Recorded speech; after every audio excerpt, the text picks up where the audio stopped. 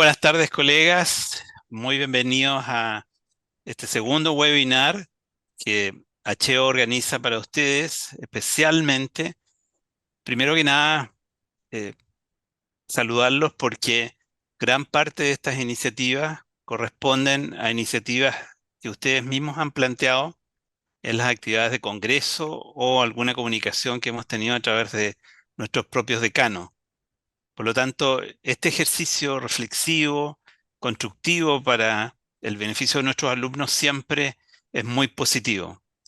En esta ocasión hemos invitado al profesor Jaime Silva para que nos presente un tema muy interesante que obviamente está muy en boga hoy en día y que tiene que ver con el impacto generacional en la enseñanza-aprendizaje de estudiantes de odontología. Nosotros sabemos que el problema de salud mental está presente y de alguna u otra manera nosotros queremos ayudar también a que nuestros colegas puedan estar mejor informados, más capacitados, con información especializada para ver de qué manera podemos ayudar a nuestros alumnos. Por lo tanto, insisto en invitarlos activamente a participar de Acheo, a proponernos nuevas ideas para que estos webinars puedan seguir ejecutándose de la mejor manera posible. Quiero presentar también en esta ocasión, y antes de presentar a nuestro expositor, a la doctora Valeska Susolich, que está reemplazando a la doctora Joyce Huberman, que lamentablemente por razones ajenas a su voluntad no va a poder estar con nosotros hoy día. Pero Valeska, quien es la directora de posgrado de la Facultad de Odontología de la Universidad Andrés Bello, va a estar acompañándonos esta tarde. Buenas tardes, Valeska. Buenas tardes, doctor. Buenas tardes a todos. Bueno, es un placer acompañarlos en esta actividad organizada por Acheo, donde, como dijo el doctor, cierto, va a abordar temas de bienestar, emociones y salud mental, que son tan importantes en nuestra sociedad, bueno, y en la formación integral de nuestros estudiantes. Así que un placer acompañarlos esta tarde. Muchas gracias, Valeska. Quiero presentar brevemente al doctor profesor Jaime Silva Concha, quien es psicólogo, doctor en psicobiología de la Universidad Complutense de Madrid, magíster en psicoterapia y con una vasta trayectoria en investigación. El doctor Silva ha liderado programas de investigación en regulación emocional, estrés y salud mental en adultos y niños por más de 18 años, dice aquí Jaime, así que es una vasta experiencia. Es autor de numerosos artículos científicos en revistas nacionales e internacionales y también ha cultivado un quehacer clínico en el contexto de programas de manejo de condiciones de salud mental en la Clínica Alemana de Santiago y también ha desarrollado numerosos programas de intervención para el fomento del manejo del estrés en diferentes ámbitos de aplicación. Ha sido invitado en diversas ocasiones como consultor para informar políticas públicas relacionadas con la salud mental en Chile. Ha sido editor de revistas científicas, director de programa de posgrado, miembro de comisiones de evaluación de Fondesit, de FONIS, de Beca Chile y de Fondequip, entre otras actividades académicas, y actualmente es el director del Instituto de Bienestar Socioemocional de la Universidad del Desarrollo. Por lo tanto, le doy la más cordial bienvenida y el agradecimiento sincero de parte de Acheo, Jaime, por tu próxima presentación. Así que muchas gracias. Buenísimo.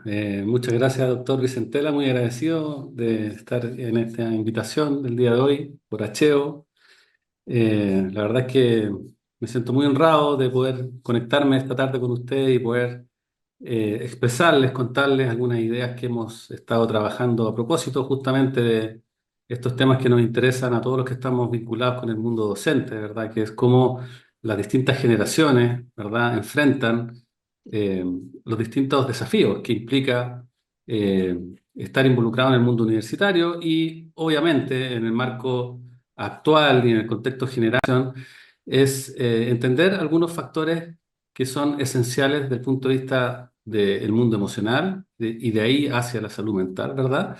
Y cómo esos elementos en el fondo conectan también con algunas características que vemos en las generaciones actuales, los estudiantes que hoy día están asistiendo, ¿no es cierto?, a nuestras aulas, a nuestros contextos universitarios, tienen ciertas características, ciertas experiencias y ciertas emociones también más frecuentemente, que creo que es importante poder discutir, poder analizar, y un poco de eso se va a tratar la presentación que voy a hacer hoy en día. Entonces, bueno, agradecer y desde ya, bueno, comenzar para luego tener algún espacio también, ¿no es cierto?, para preguntas.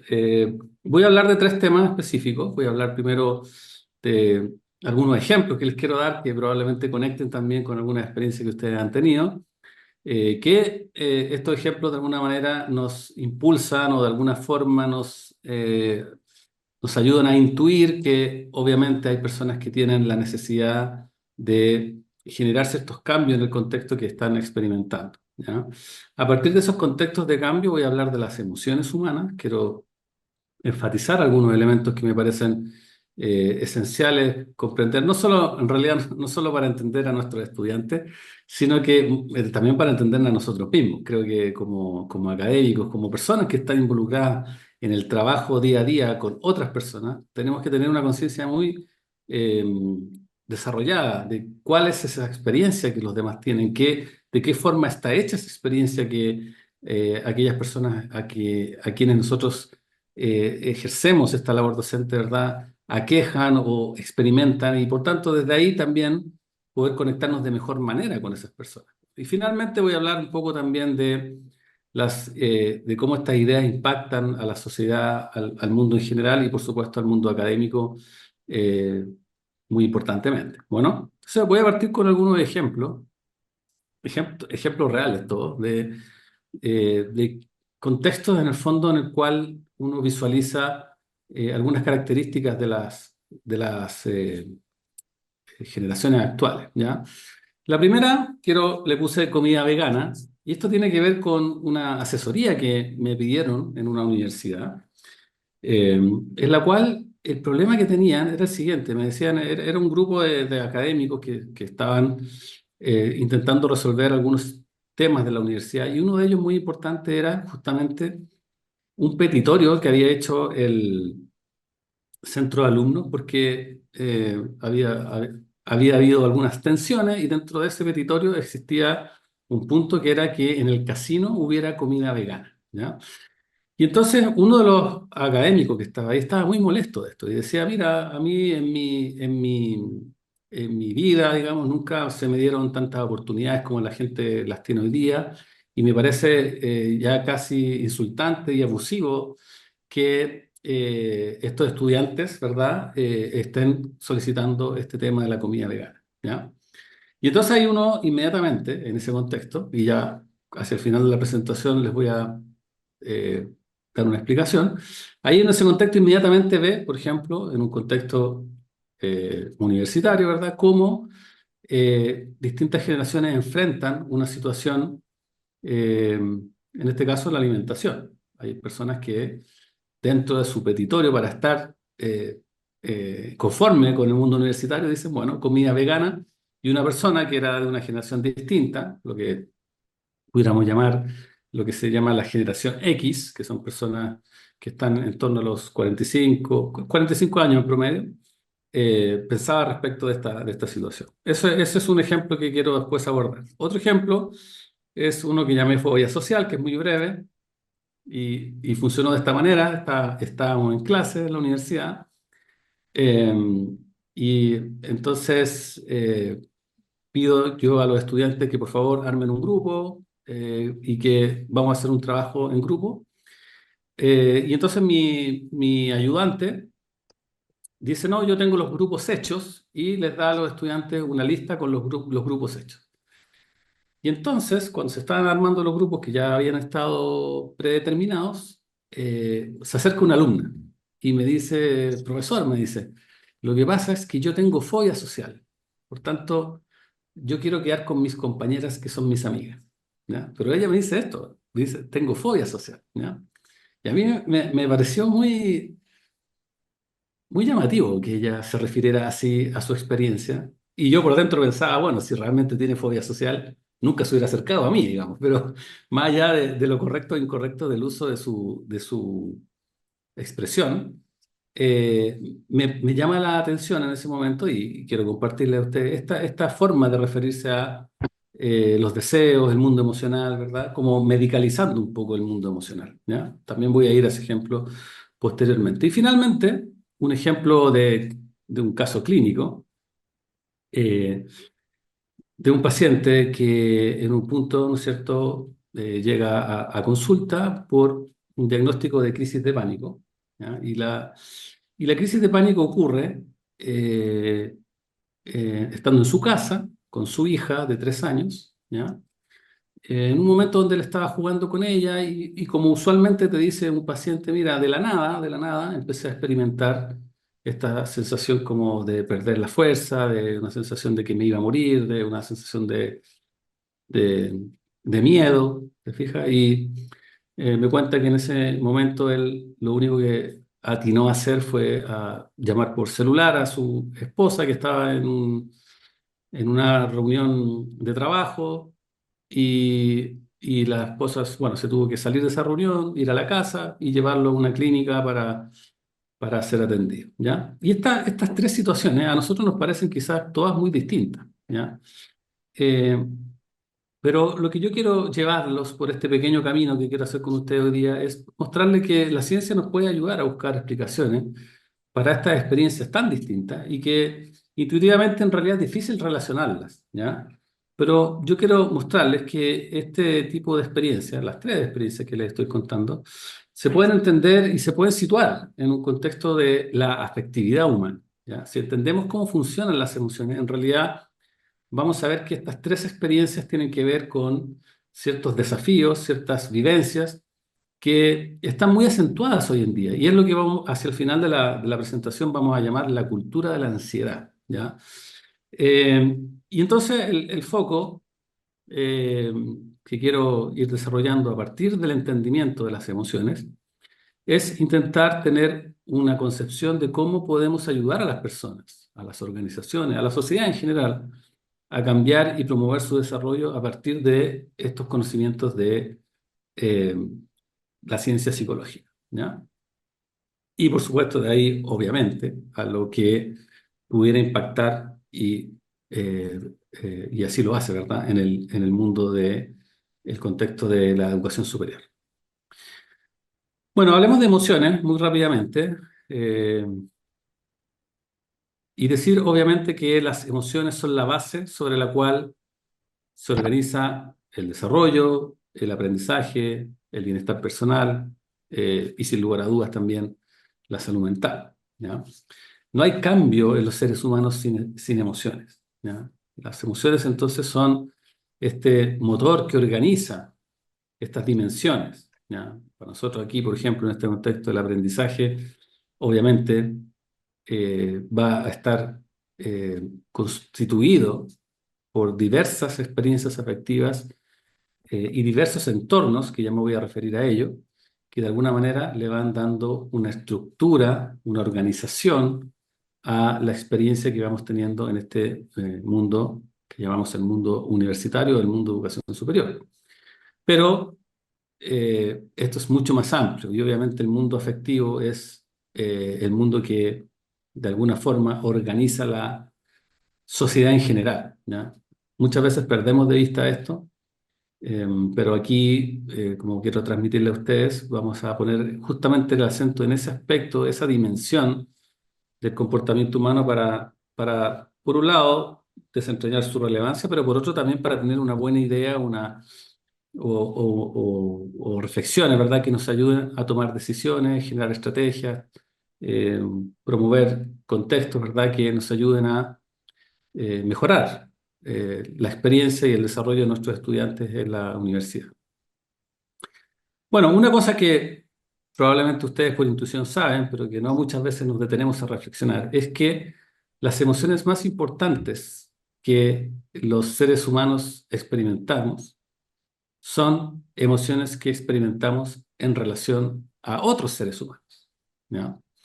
Y esto pone de relieve no solamente la emoción, obviamente, por sí misma, ¿verdad? Al decir esto, sino que pone de relieve que eh, nuestras relaciones interpersonales, la relación estudiante-alumno, ¿verdad?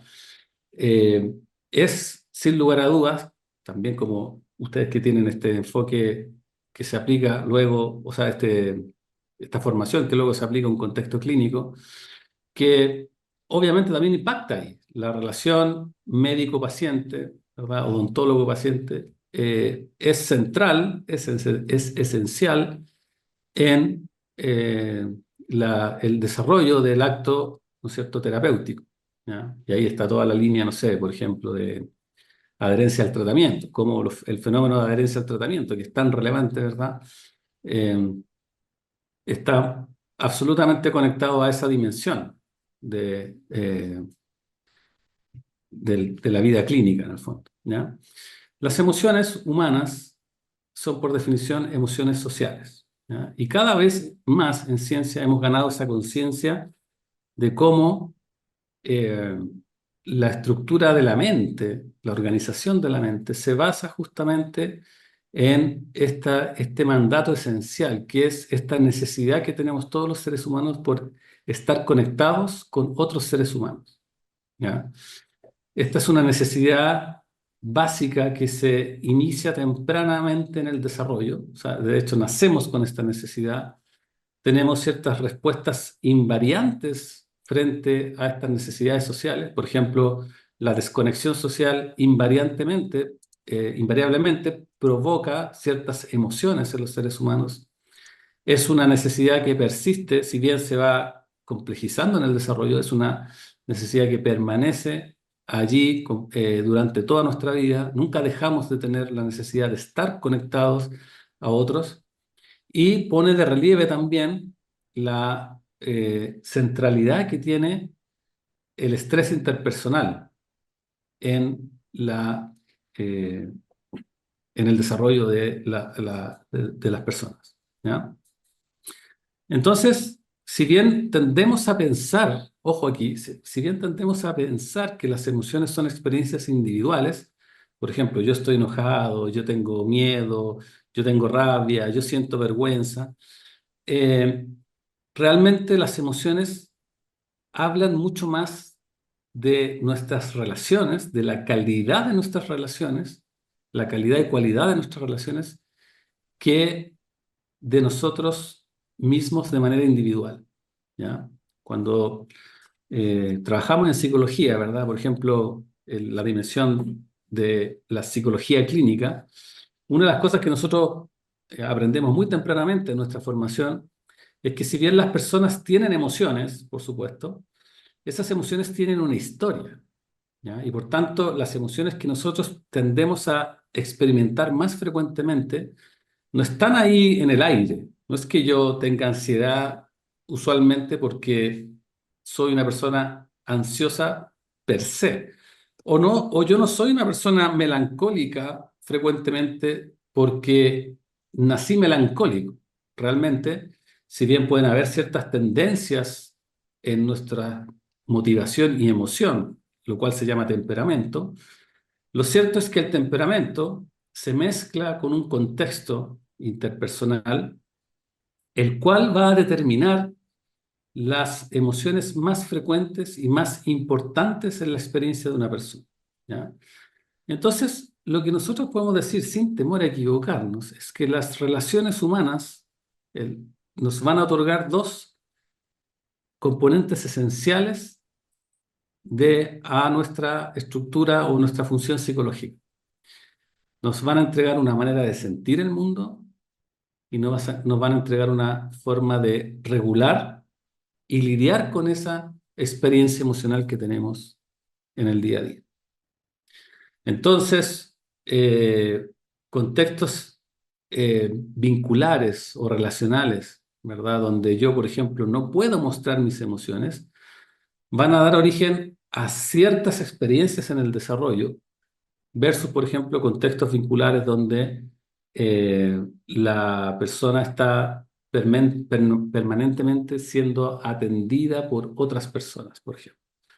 Entonces, la calidad y la cualidad de esas relaciones que uno tiene tempranamente, aunque uno no se da cuenta y pareciera ser que eh, esto no necesariamente conecta con el día a día emocional de las personas, la verdad es que todas las personas tenemos una trayectoria en el desarrollo de nuestro mundo afectivo.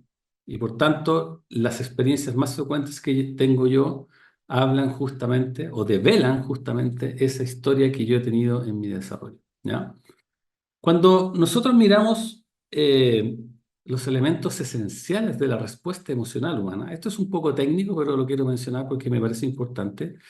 Hay dos cosas que los seres humanos necesitamos tener de nuestras relaciones interpersonales. Necesitamos tener protección y necesitamos tener un sentido de conexión, ¿de acuerdo?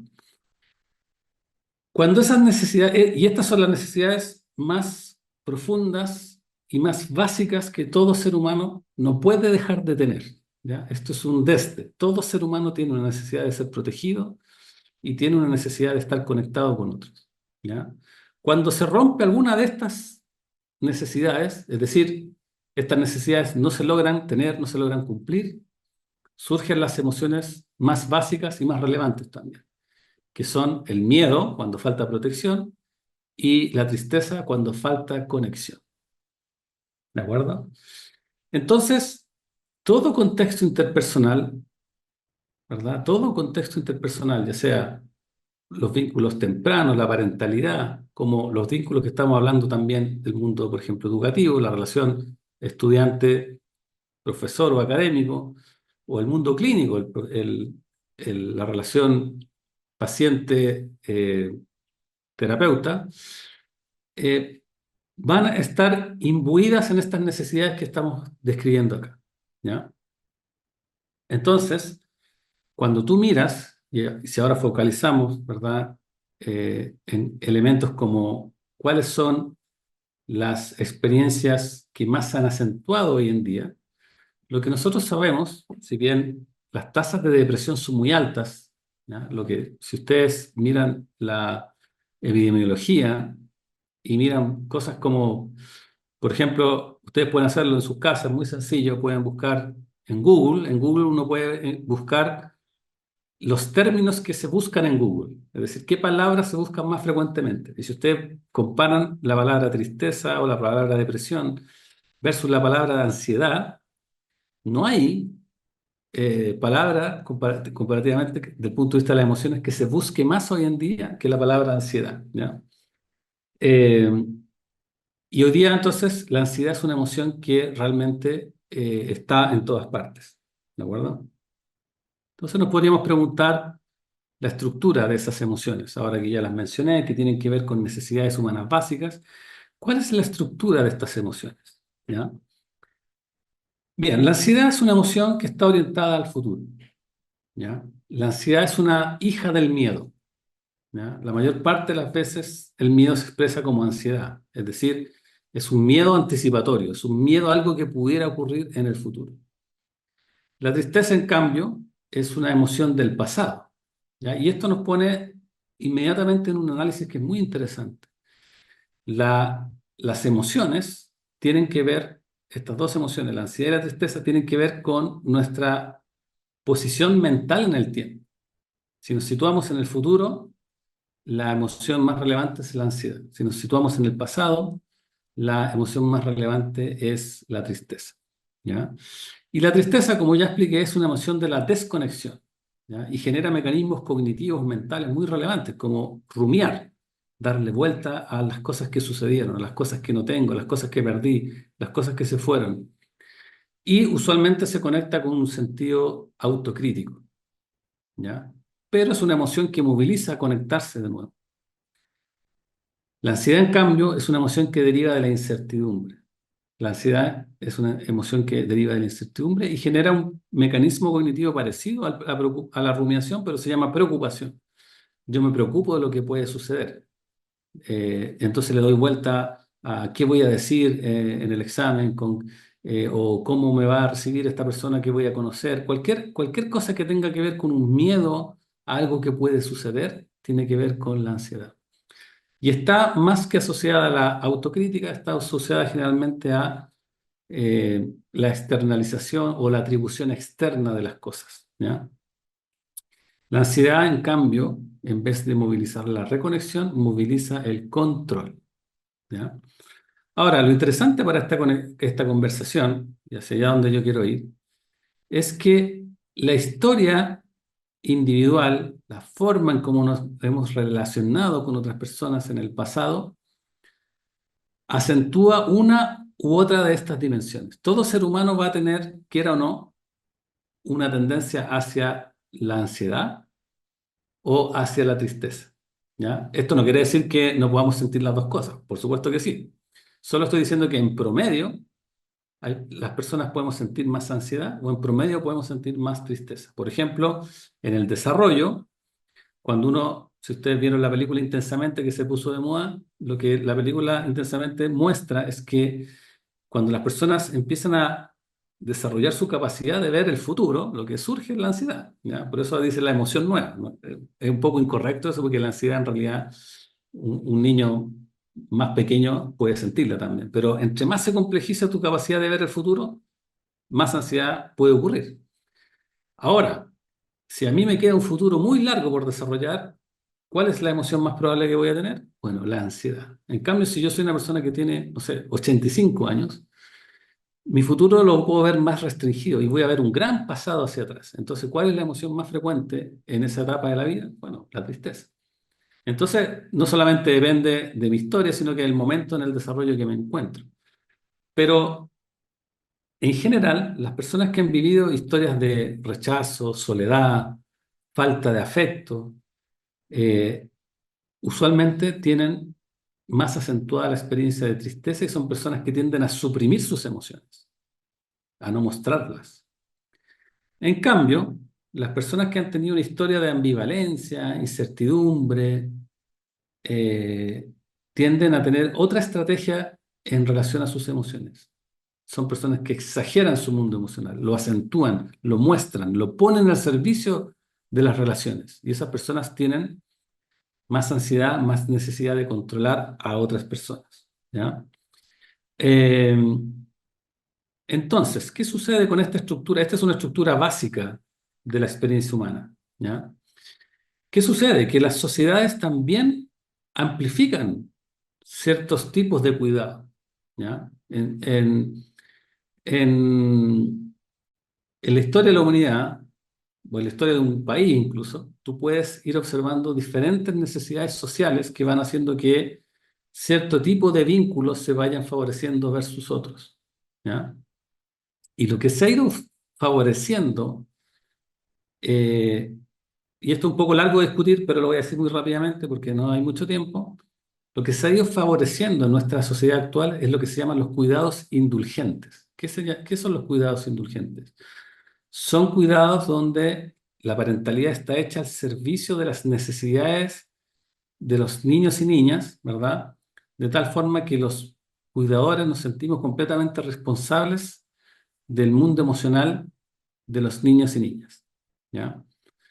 Y entonces tendemos a buscar que no tengan experiencias ni emociones displacenteras. Y eso obviamente es imposible. Lo que se va generando es un cuidado que es más bien ambivalente, es más incierto, porque a veces resulta que tú sí puedes dar, eh, puedes lograr que tu hija o hijo no tenga esas experiencias negativas, pero obviamente eso nunca se logra finalmente. Entonces se generan estas relaciones que resultan y se llaman relaciones indulgentes, ¿de acuerdo? Eh, y ese cambio cultural que hemos estado asistiendo, ¿verdad? Que nos muestra que la historia que hoy día se cuenta con más frecuencia es la historia de la incertidumbre, la historia de la ambivalencia. Eso es lo que ha dado origen a una generación distinta, una generación especial, que es la que llamamos la generación Z, que está inmersa en esta cultura de la ansiedad, ¿ya? Hoy día la emoción más importante de los seres humanos en frecuencia es la ansiedad. Culturalmente, las personas que más están representadas en estas generaciones son personas que necesitan controlar las relaciones para disminuir su sentido de incertidumbre, ¿ya? Y por eso se genera una sociedad, una cultura donde hay mucha dependencia, donde hay mucha sensibilidad a la incertidumbre. Entonces, es una sociedad que intenta controlar las relaciones. Es una sociedad que tiene baja tolerancia a la frustración y que la frustración se tiende a externalizar, a poner en los demás. Hay una tolerancia baja al rechazo, a la adversidad. Entonces, en estas generaciones se valoran medidas que son más bien de protección, ¿verdad? Que todos queremos tener un sentido de ser protegidos, ¿verdad? Y bueno, y va a haber un montón de cosas que rodean esto. Se valora la salud mental, aumenta la desconfianza, se valora la posibilidad de participar, la veracidad, eh, obviamente, como les dije, la búsqueda de seguridad y control de las relaciones. Entonces, la idea de poder controlar las relaciones y no tener contextos donde yo me pueda sentir rechazado o amenazado genera todos estos enfoques donde se tiende a limitar las relaciones abusivas, ¿verdad? Entonces aparece el enfoque de género, la alimentación saludable, la sustentabilidad como valores que se defienden desde un cambio generacional que tiene necesidades emocionales específicas que antes no estaban tan representadas, ¿ya? Y esto es lo que se llama la generación Z, ¿ya? Personas las que están en este momento en el mundo universitario, son justamente estas personas que nacieron entre 1995 y 2012. Eh, bueno, no están todas en la universidad, pero están eh, muy representados hoy día en el mundo universitario. Eh, y son personas que tienen ciertas características que derivan de esta experiencia acentuada de la ansiedad, ¿ya? Y tienen otras características que me parece importante destacar. Hay un libro que se los recomiendo, lamentablemente todavía está en inglés, pero si se lo pueden conseguir, se los recomiendo. Es un libro que se llama Generaciones. Ahí se ve, hay Generaciones. El autora Jen Twenge, eh, donde se hace una descripción profunda de estos cambios generacionales y describe ahí muy bien cómo esta generación de la ansiedad, ¿verdad? Es una generación que crece más lentamente, la adultez se ha ido retrasando, hay menos interés en la vida sexual, hay mucho más interés en cambio por la seguridad física y emocional, existen todas estas restricciones discursivas, la celebración de la diversidad, eh, mucha insatisfacción también, sobre todo expresado, se dice en la depresión y la ansiedad, pero como ya vimos, es mucho más acentuada la ansiedad. Hay cierto pesimismo por lo mismo, mucha polarización, mucha sensibilidad a la discriminación. Generalmente se tiende a externalizar las cosas que suceden, ¿verdad? Eh, y bueno, todo esto puesto en un contexto en el cual obviamente han habido ciertos marcos sociales relevantes, el COVID y todos los cambios, ¿no es cierto?, sociales que ha vivido nuestro país los últimos años, solo ha hecho más intensa esta experiencia de incertidumbre, ¿verdad? Entonces, lo que yo les quiero transmitir en el fondo es que tenemos que tomar en cuenta para trabajar con nuestros estudiantes, trabajar con nuestros estudiantes y no contra nuestros estudiantes, tenemos que tomar en cuenta esta dimensión afectiva, esta cultura de la ansiedad y esta necesidad, ¿no es cierto?, de tener un mundo que es más controlable, más predecible, donde las relaciones tienen más que ver conmigo en el sentido que yo puedo predecir estas relaciones y que puedo de alguna forma también tener un rol en las decisiones. Ya por eso hoy día, como nunca antes, hay tanta necesidad de participación, ¿ya?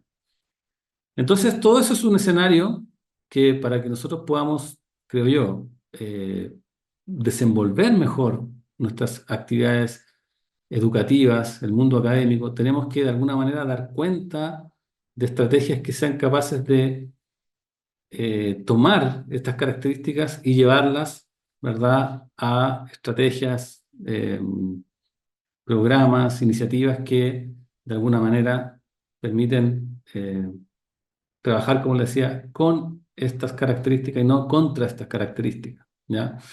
Entonces, claro, cuando yo le explicaba eh, al, a este grupo de personas que estábamos haciendo la asesoría, ¿verdad? Y hablaban del petitorio de la comida vegana.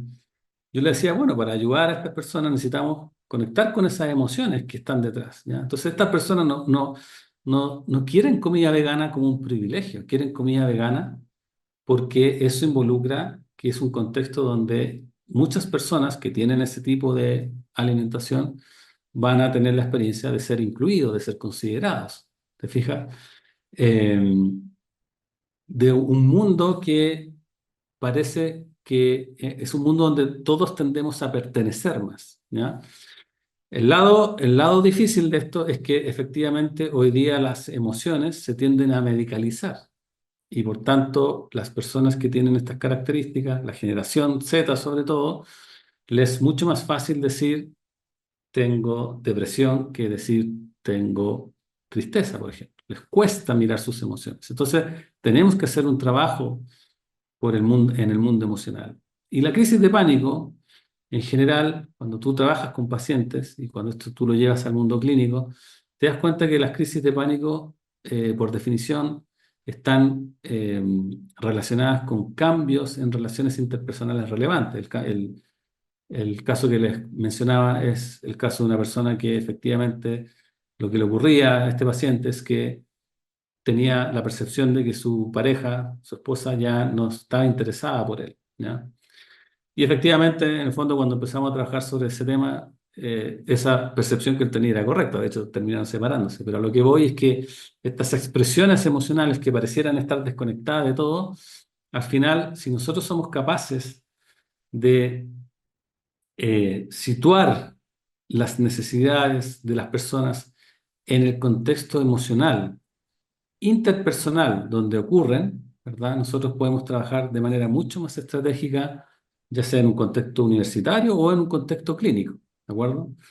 Eh, el camino del bienestar, el camino del desarrollo no puede ser hecho a espaldas de las emociones. Las emociones, como yo he tratado de expresar hoy día, son herramientas de autoconocimiento. Tenemos que usar estas herramientas al servicio también del mundo universitario.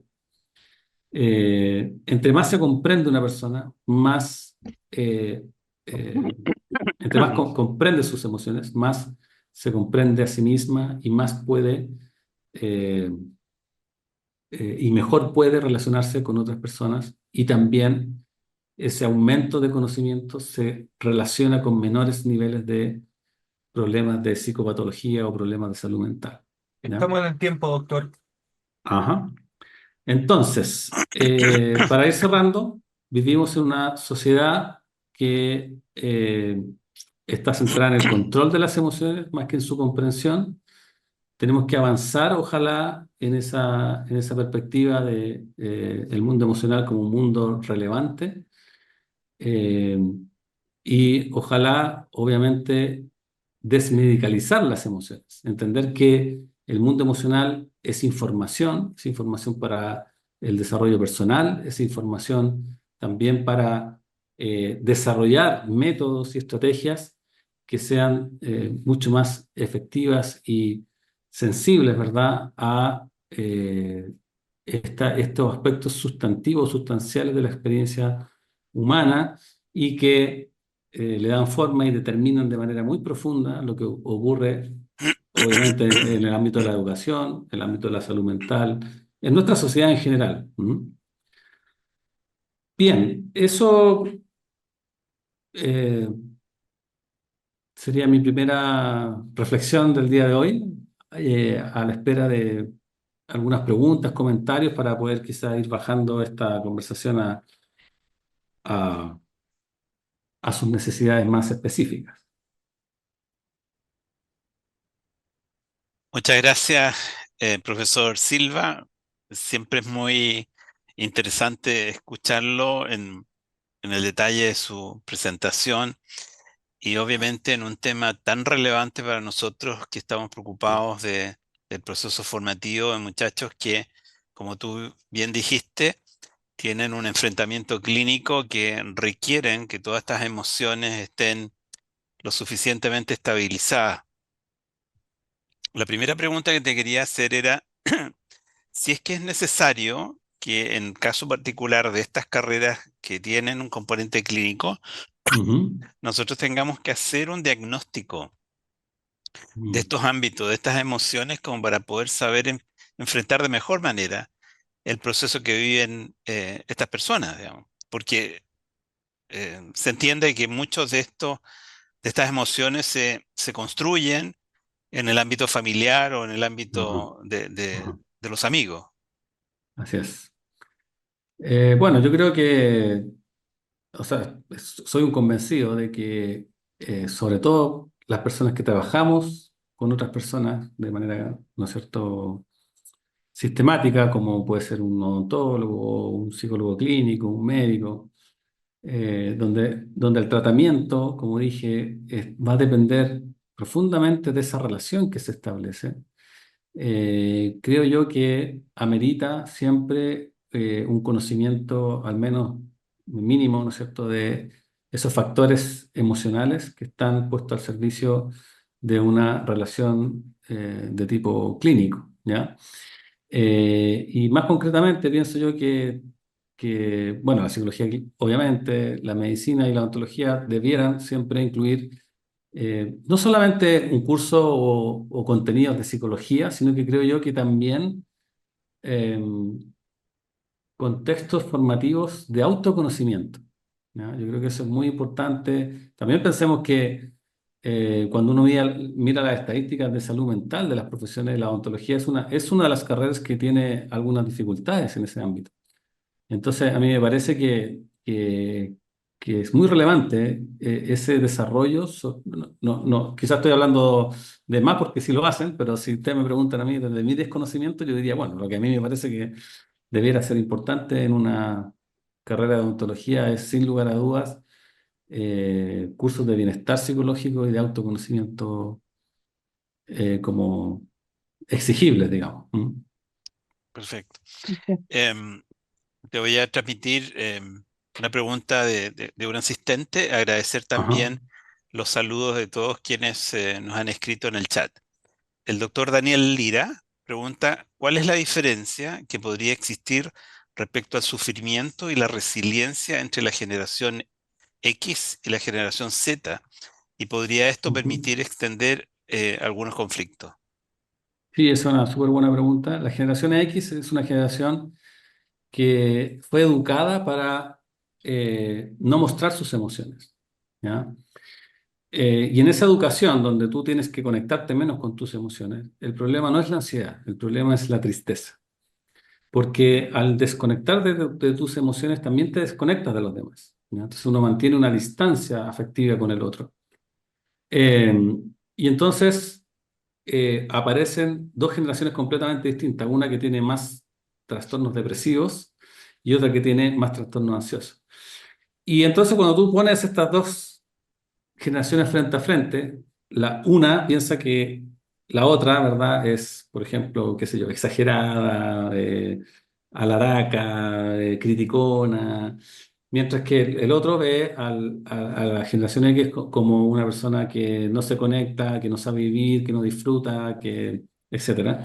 Y eso efectivamente son lo que nosotros llamamos dilemas generacionales, ¿ya? Y en el fondo, cuando nosotros estamos trabajando en un contexto institucional donde las distintas generaciones están muy involucradas, y el ámbito universitario es una de esas organizaciones, efectivamente hay que buscar caminos de entendimiento entre esas dos lecturas del mundo, porque son muy distintas y pueden dar origen a ya no solamente dilemas, sino que conflictos generacionales. Por ejemplo, el ejemplo que di de la comida vegana, este director que estaba ahí en esa conversación, él quería como, no pasar a llevar, pero quería como, no, decía, no les quiero dar el gusto en esto, eh, pero lo hacía desde el entendimiento que era como una exigencia de comodidad. Cuando él entendió que esto se trataba más bien de una necesidad generacional por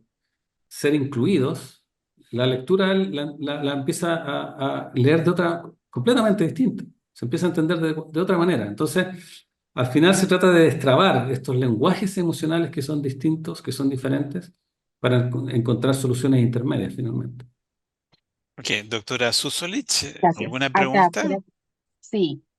Gracias, doctor, por su charla. ¿Qué medidas recomienda para fomentar un ambiente educativo inclusivo y respetuoso que tenga en cuenta las diferencias generacionales en las perspectivas y expectativas de los estudiantes? Ujú. Bueno, yo creo que en el fondo los dilemas generacionales en el aula usualmente se dan entre profesores y estudiantes, aunque claro, dependiendo de de las carreras, quizás también dentro de los estudiantes va a haber muchas diferencias de edad, aunque eso es menos frecuente, ¿cierto? Eh, pero no nos olvidemos de una cosa, que la generación millennial, que se parece mucho a la Z, está haciendo clases ahora. ¿Ya? Ya no solamente lo Así es. sé que, sino que la generación milenial se parece a la Z. Entonces, lo que yo he visto y lo que ha ido ocurriendo es que empiezan a estar todos indignados. Los profesores se indignan con los estudiantes y los estudiantes se indignan de vuelta con los profesores. Pero fuera de eso que puede resultar gracioso, yo creo que hoy día más que nunca, en el fondo, aparece necesario instancias de tomas de decisiones colaborativas. Si ustedes me preguntan a mí qué es lo que más destraba estas tensiones, es cuando se abre la flexibilidad frente a la toma de decisiones. Eso yo diría que es un aspecto, por supuesto, siempre va a haber un marco, ¿no es cierto? Pero dentro de ese marco es importante abrir temas a la discusión. Creo yo que, a diferencia de las generaciones anteriores, donde nosotros sentíamos y pensábamos que todo debía ser, en el mundo educativo, todo debía ser dado como una estructura por la institución y por los que saben, por así decirlo. Hoy en día se valora mucho, muchísimo, esa flexibilidad en la estructuración eh, de las decisiones, ¿ya? Entonces, creo yo que hay que generar un contexto de participación, ¿ah? Y eso a veces en algunos ámbitos es más difícil, en otros menos, pero yo creo que si ustedes me preguntan lo que yo he visto, qué es lo que más destraba las tensiones generacionales, es estos espacios de discusión. Es como cuando uno tiene un hijo adolescente y deja de tratarlo como niño, ¿verdad? Entonces tú dejas de decirle lo que tiene que hacer y empiezas a generar criterios. Y esos criterios una buena parentalidad, ¿verdad? Se discuten, Sí. se consensúan en la palabra, ¿verdad? Eso. Ujú. Eh, hay varias preguntas ahí Hay varias que están fluyendo ahí. sí. Está muy interesante. Hay un aspecto aquí, Jaime, que dice relación con nuestra capacidad docente para estar preparados en una circunstancia de cambio tan profunda como la Sí. que tú has descrito, digamos. Y es obvio que ese ejercicio de adaptación tal vez es más difícil que el cambio que han sufrido los jóvenes en este último periodo, digamos. ¿Cómo adecuamos entonces esta capacidad docente para poder enfrentar esta problemática y resolverla de alguna manera? Porque de otra forma va a ocurrir lo que tú comentabas ahí en la situación del profesor y la comida vegana. Sí. Bueno, por eso yo un poco se parece a la pregunta anterior. Yo creo que abrir espacios de participación, de toma de decisiones compartidas, creo yo que es algo que va limando mucho esto. Y por supuesto creo yo también, y esto está ocurriendo, y me parece que algo bueno de todos estos cambios que han ido ocurriendo, que cada vez se hace más patente que necesitamos mucha alfabetización emocional hoy en día, ¿ya? Si tú pones de relieve las emociones, como ocurre en estas generaciones, ¿verdad? Entonces ahora hay que entender las emociones de mejor manera, porque esto es igual para las dos vías. Negar que existen las emociones, como le podría pasar a una persona de generación X y esas necesidades que hay detrás, es un error. Pero también, si yo soy de generación Z, asumir que lo que yo siento es lo que debe exigirse al mundo también es un error, ¿me entiendes? Entonces, para llegar a un punto intermedio, en el fondo hay que, de alguna manera, abrir la conversación, porque si yo voy como la institución a poner la instrucción de que las cosas son así, ocurre justamente lo que estaba diciendo anteriormente, que se resta la experiencia de participación. Pero si yo en mi experiencia de participación logro ver, visualizar que en realidad no, mis intereses son uno más de otros estudiantes que tienen incluso otras necesidades y que realmente a veces tenemos que dirigirnos hacia un objetivo que es mayor, que va más allá de lo que yo pudiera querer o necesitar. Bueno, es abrir la discusión para que esa experiencia ocurra y se detenga y se viva, creo yo que es lo que ayuda finalmente a alfabetizar emocionalmente a las personas. No basta con decirle eso no se puede, hay que generar el contexto donde uno también pueda deducir y aprender que eso no se puede, ¿se entiende? Sí. Muchas gracias, Jaime. Mira, tenemos otra pregunta, ya como solicitando herramientas o algo Ajá, más directo. ajá, Dice, ¿qué podemos hacer con estudiantes que tienen crisis de ansiedad cuando están atendiendo a los pacientes? O sea, en clínica. ajá. Sí, bueno, cuando una persona tiene un ataque de ansiedad, eso es un momento crítico en el sentido de Ya. que lo que se debe realizar ahí es un primeros auxilios, se llaman primeros auxilios psicológicos, ¿ya? Ujú, Y entonces creo yo que como docentes, al menos en la universidad, ¿no es cierto?, en psicología nosotros promovemos esto y se está desarrollando, y probablemente quizás también en las carreras de ustedes. Eso es una formación como primero auxilio, que un docente, todos debiéramos manejar primero auxilio psicológico, ¿ya? Donde en realidad lo que uno hace ahí es, hace un protocolo, esto lo pueden ustedes buscar en internet, no es complejo, es en el fondo ayudar a la persona a controlar la velocidad de la respiración, a darle como algunas instrucciones, usar la imaginería, ¿te fijas? Como para recentrar esa respuesta emocional que parece que se está desbordando. Pero sin lugar a dudas, si eso ocurre, en el fondo debemos ejercer un protocolo de primer auxilio psicológico y obviamente también luego eh, generar las condiciones para que esa persona pueda tener un trabajo terapéutico, porque si, si le está ocurriendo eso en su trabajo clínico, eso es algo que tiene que ser tratado por un especialista. ok. Ujú, Ujú. muchas gracias. Em, ¿Tenemos tiempo para alguna otra pregunta, Valesca? Sí, sí, sí. Dice, a ver, hay algunas preguntas relacionadas, por ejemplo, con que están consultando, que dice que nuestros estudiantes, ¿cierto? Esta generación ha tenido que crecer y madurar en una sociedad con altos grados de corrupción, disrupciones sociales, pandemias, ¿cierto? Entonces, y dice otra sociedad finalmente respecto a quienes nacimos y crecimos varios años antes, ¿cierto? Entonces, Ujú. ¿cree que todos estos factores externos influyen en los jóvenes y en esta generación? Claro, claro. Por supuesto que todos los factores sociales es una buena pregunta, han ido influyendo, le van dando una... Por eso en el fondo uno habla de generaciones, porque no es solamente el desarrollo psicológico, evolutivo, normativo que va dando, no sé, que las personas de 30 sean diferentes a las de 50. No es solamente el paso del tiempo, es porque estamos expuestos a contextos socioculturales diferentes, Ujú, ¿verdad?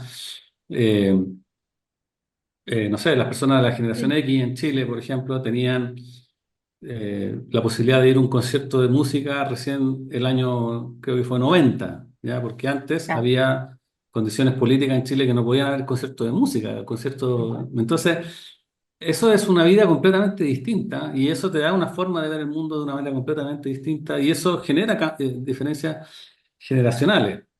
Eh, y, por supuesto, el mundo que les toca vivir les va a resonar con sus sensibilidades. ¿Y cuál es la sensibilidad que resuena a la generación de hoy? Aquellas cosas que generan incertidumbre. Entonces, lo que se vuelve muy relevante hoy en día es todo lo que genera incertidumbre. Por eso la ecoansiedad, por ejemplo, eh, es una, es una experiencia que tiene que ver con la incertidumbre de qué va a pasar con no sé, el calentamiento global, digamos, el medio ambiente, ¿ya? Entonces, efectivamente, las condiciones sociales van moldeando a las personas en su desarrollo y generando verdaderas generaciones con características específicas, pero al mismo tiempo las necesidades y características de estas generaciones generan sensibilidades diferentes. Y la sensibilidad de hoy es estar siempre pendiente y siempre atento a aquello que genera algo que es incierto. Incertidumbre es la palabra, creo yo, que mejor define el set mental de la generación actual. Ok. Jaime, Ca- Ujú. Ujú. perdón, Doctor, vamos a ir cerrando con una última pregunta y disculpa, Valesca. sí. Em, y te quería preguntar si es que en el ámbito que tú manejas, ¿hay algún tipo de instrumento que Ujú. se pueda utilizar como para hacer detección de de ciertos conflictos de esta naturaleza que permitieran, no sé, a los docentes mismos o las autoridades de las carreras de odontología de poder identificar casos que pudieran ser más proclives a tener conflictos de ansiedad de esta naturaleza? Ujú. Sí, claro que sí. Ahora, hay muchos instrumentos, de hecho, psicométricos para evaluar todo esto que yo estaba hablando del mundo afectivo. Eh, el tema que yo creo que ahí es, en el fondo, es cómo se debe utilizar ese tipo de instrumento, qué responsabilidades derivan de ella, porque también tenemos que entender que yo sé que esto que voy a decir es un poco polémico, pero yo también estoy en el mundo universitario y lo he vivido. En el fondo, nosotros como mundo académico tenemos ciertas responsabilidades, pero tampoco somos 100% responsables de la salud mental de los estudiantes. ¿Me entiendes? Ese no es nuestro rol social, digamos, como hacernos cargo completamente o 100% de una persona que tiene un desbalance de salud mental. Claro, nosotros podríamos definirlo, pero nos transformaríamos como una clínica finalmente, o un hospital, no sé, eh, al hacernos cargo de toda esa dimensión. Yo creo que es importante, como se ha hecho hoy día y como la universidad, de verdad, hoy día, eh, hace poco, ¿no es cierto? Ya salió esta idea del programa de salud mental en el contexto de la educación superior y se está tratando de buscar la forma de dar respuesta a esto sin ser completamente responsable, porque tampoco se puede, digamos. En el fondo tenemos que encontrar un equilibrio ahí donde nosotros... Ahora, si ustedes me preguntan a mí, yo creo que un poco el tono de la conversación que tuvimos acá hoy día me parece como el correcto, es decir, ¿cómo generamos condiciones que preparen a los estudiantes de tal manera que esas condiciones que le estamos dando para prepararlos disminuyan la probabilidad de la ansiedad, disminuyen la probabilidad de los problemas de salud mental? Entonces, y el ejemplo que conozco es la Universidad del Desarrollo, pero me imagino que en otras universidades también esto está muy consciente. Nosotros como ese camino estamos tomando, como, ok, ¿cómo podemos fomentar el bienestar psicológico? Y nosotros vamos por ese camino, como crear condiciones que favorezcan el desarrollo y bienestar psicológico antes que focalizarnos en el problema de la psicopatología, por así decirlo. Perfecto. Ok. Valesca, tú Muy cierras claro, entonces, sí, por favor, sí, gracias. sí. Bueno, agradecemos cierto, al doctor Jaime. Quedaron algunas preguntas, ¿cierto?, del público. Agradecemos a todos su interés, ¿cierto?, y activa participación en esta actividad. Fue muy interesante. Y bueno, claramente ha contribuido y ha enriquecido profundamente, ¿cierto?, el entendimiento sobre el impacto generacional en la enseñanza, aprendizaje de los estudiantes de odontología. Y bueno, asimismo les queremos extender nuestro agradecimiento a todas y a todos los asistentes por su participación y los invitamos cordialmente a estar atentos a nuestras próximas actividades y eventos, donde continuaremos explorando temas relevantes para la educación odontológica. Aprovechamos esta instancia para invitarlos a seguir nuestros canales de difusión, donde informaremos oportunamente sobre el próximo Congreso de Acteo que se realizará en Temuco los días 3 y Mm. 4 de abril del 2025. Con respecto a la certificación de esta actividad, informamos que será enviada a sus correos electrónicos dentro de los próximos días. Y bueno, para finalizar y en nombre de Acteo, agradecemos su asistencia y reiteramos nuestro compromiso con el fortalecimiento continuo de la formación profesional odontológica en nuestro país y les deseamos una muy buena jornada. Muchas gracias. Muchas gracias, Jaime, y que tengas una buenas noches. Gracias, Muchas gracias a Valesca, todos. también, y a todos los Buenas asistentes. Muchas noches. gracias. Súper bien. Nos Chao. vemos. Muchas gracias. Chao. Adiós. Chao, chao.